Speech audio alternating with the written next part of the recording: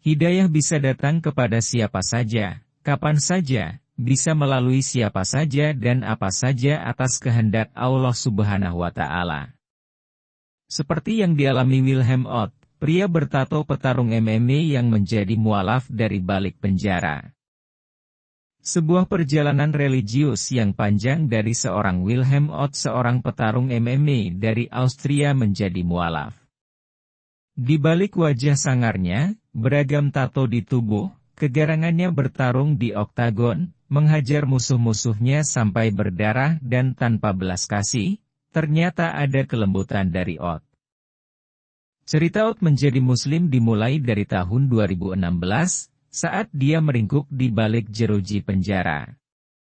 Petarung MMA yang seram itu mulai belajar sholat dan semakin berpikir tentang Islam. Dia mengenal Islam dari teman-temannya yang memberikan pencerahan mengenai Islam yang di negaranya dan Eropa sedikit kurang baik. Tapi bagi Ott, Islam menyebarkan rasa damai.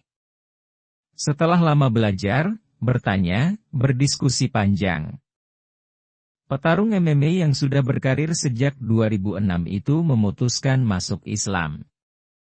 Bagi Ott, memahami Islam sebagai agama diperolehnya dari berita yang berseliweran di media. Sepengetahuan Ott, Islam itu identik dengan teror, kekerasan. Islam itu mau mendirikan negara Islam. Namun, sosok yang ternyata ramah itu, terus belajar mengenal Islam. Nah, lama-lama dia mengenal banyak orang Muslim yang mengenalkannya mengenai Islam sebenarnya. Islam tidak seperti itu, tidak seperti yang dia tahu dari media. Islam lebih damai dari yang dia kira, kata Ott. Lantas, siapa yang mengenalkan Ott dengan Islam? Ternyata, dia punya teman-teman yang beragama Islam. Ketika dia dapat pertanyaan mengenai Islam, teman-temannya bisa menjawab dan memberikan nasihat mengenai syahadat. Pria tinggi besar itu tidak terlalu bermasalah dengan Islam.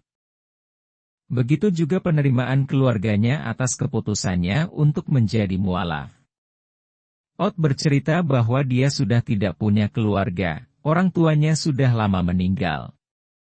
Keluarga pasangannya sudah dianggap sebagai orang tuanya sendiri. Dia pernah cerita saat pertandingan sepak bola dia bercerita kepada teman-temannya jika dirinya sudah memeluk agama Islam. Apa yang terjadi? Reaksi mereka langsung berubah menjauhinya, duduknya pada di belakang begitu tahu Ott sudah mualaf. Sepertinya, mereka masih takut dengan Islam yang diberitakan sebagai agama yang keras. Dia perlu 1 jam untuk menjelaskan kepada mereka, kalau Islam itu tidak seperti itu. Setelah dijelaskan, akhirnya mereka mau lagi duduk dekat saat pertandingan.